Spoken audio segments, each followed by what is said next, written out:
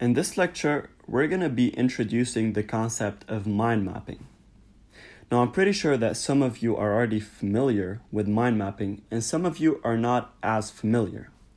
Now, wherever you are and whatever you think, I'm pretty sure that the fact that you are watching this course means that you know mind mapping is important. It can help in different areas in your life, in time management, in productivity, creativity, and eventually achieving your goals properly and doing proper brainstorming for ideas and problems that you have. What it is, a mind map is a simplified and divided diagram used to visually organize information. Mind mapping is based on the power of visual perception of human beings. Visual perception is the process of absorbing what one sees, organizing it in the brain, and making sense out of it. And one of the most common examples of visual perception's importance in the cognitive processes is reading. Looking at the words of a book and being able to make sense of the plot is visual perception at work, according to study.com.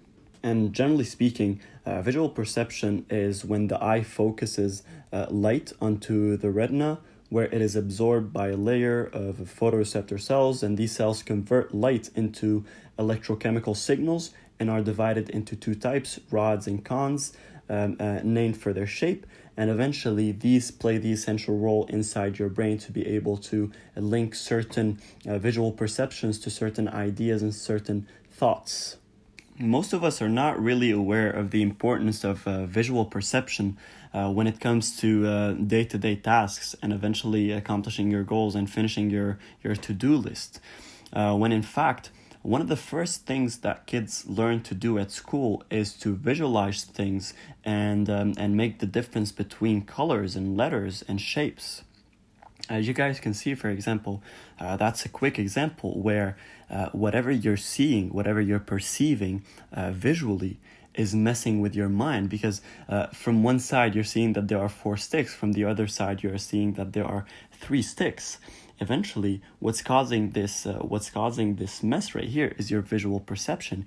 Your visual perception can affect the knowledge and the logic in your mind. At the same time, it can help a lot.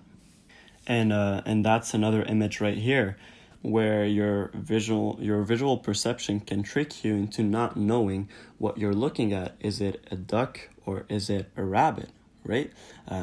Maybe you're saying it's both. But eventually your mind is trying to figure out one or the other. What does it look more like? I think it looks more like a rabbit, right? But that's the power of visual perception. And in this other image, there are 2 different sides to this visual perception. One of it seems like a woman that is wearing fur, that seems very rich. She has a feather on her head. She seems very rich. You guys can probably see that. And that would associate and links your mind to thoughts of wellness, thoughts of money and richness and, this social status that she has. Another visual perception that you might have seen or you might not have seen, you'll be able to see it more after I note it, is this picture of an old woman also. So as soon as if you see that, you might see that she's a bit sad, and you might start to perceive it as something else and start thinking about elderly people, maybe your grandma, your grandpa, why she might be sad. And of course, you guys can see a lot more examples here. That basically tackles the same issue, which is how your visual perception can influence your mind. It can influence it a lot. And this is where mind mapping steps in. In these divided, visually organized information and diagrams that you acquire when you're doing mind mapping, you are using the power of your visual perception to be more effective at whatever it is you're trying to do. Now, of course, mind mapping is not simple. That's why there's an entire course about it. We're going to go through the ins and outs and explain how different concepts from going from the core of mind mapping all the way to branches and sub-branches, how you can enhance the core and how you can enhance the structure, how you need to work on different things in order for you to be able to mind map properly. But this is not our topic right now. For you to understand what mind mapping is, you need to understand also what do they help with primarily. So first thing is concepts. Increase in ability to organize ideas and concepts. Mind mapping is all about you taking big concepts and dividing them into smaller concepts in order for you to be able to understand and first understand this concept very well, and second, organize all the different ideas and concepts inside this concept itself.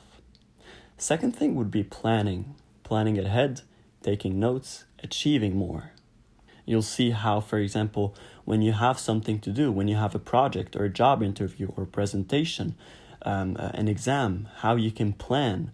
Taking notes, how, for example, when you spend 2 hours in the lecture just writing every single thing that the professor is saying, how this is not good and how you can use mind mapping to work through it effectively, how to achieve more, how to become more productive, manage your time properly, and be more creative.